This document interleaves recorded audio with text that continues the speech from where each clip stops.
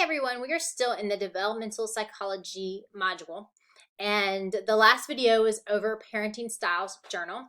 And so if you can look up here at the top, you see that I've gone through page 7 because that was the last assignment. It was on page 6. I've done the work there. I'm on page 8. I'm doing the work here, and when I get down to the bottom of this page, we have the moral reasoning discussion, which I'm skipping because I feel like you are good there. We're going to look at this project, the preschool curriculum project. One of the main ideas of this unit is whether who we are is constant and stable throughout life, or is it subject to change. As you've learned, our prenatal experience already began to influence what our lives would be like. Infancy contributes too with the influence of our caregivers and the responsiveness to our needs.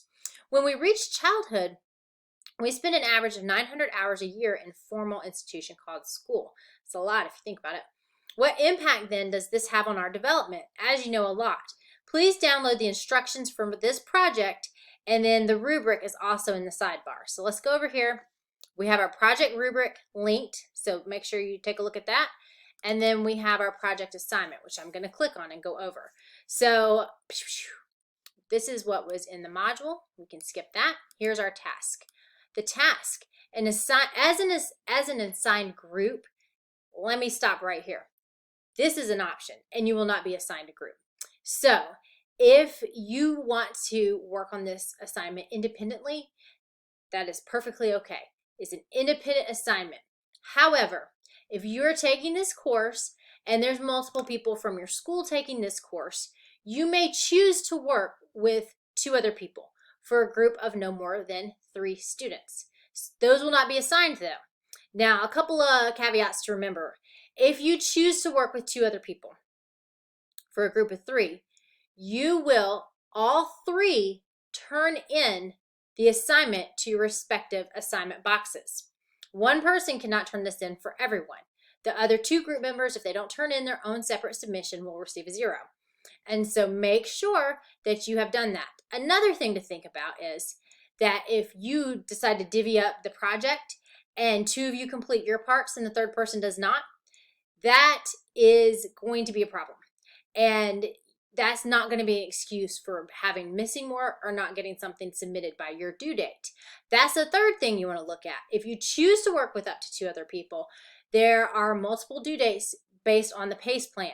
So you want to make sure that you're turning in your completed project by your due date on your PACE plan, not one of your partners. Those do not align, potentially. And then also, I had an issue last year with originality where I had a group member plagiarize the project and turn it in. And because they were linked, all 3 group members got a 0 on the project because they were in a group together. And so that shut down group any option for group projects for that semester. So make sure if you choose to work with someone else that you put everyone's name on there, you choose wisely, and you all submit your own work or your own version of the project to your assignment Dropbox. If you have additional questions about that, let me know. Will I be assigning partners? No, this is an option if you choose to do so. It is not a requirement. If you do choose to work with someone, please either send me a Canvas inbox message or an email and letting me know that you're going to be doing that. And they need to be from our own class. All right, so that's the number 1 question I get when this project pops up on the calendar. So we've covered that. Let's see. All right, so what are you going to do? What's the task? You're going to be proposing a curriculum for a potential preschool ages 3 to 4 that you want to establish. Imagine I'm your investor. What are the types of activities that would be appropriate? Suggest a curriculum that would address the needs of cognitive, social, emotional, and physical motor development of a preschool child. Also, identify some activities that would be appropriate at this age that you and your staff will do your best to prevent occurring. Your group needs to use the theories and research of the following psychologists discussed in this unit to justify their ideas. Each psychologist should be included in your project. This is another area when grading that people lose points because they don't tend to use all the psychologists. So make sure you touch on everybody. Jean Piaget, Lev Vygotsky, Harry Harlow, Conrad Lorenz, Mary Ainsworth, and Eric Erickson.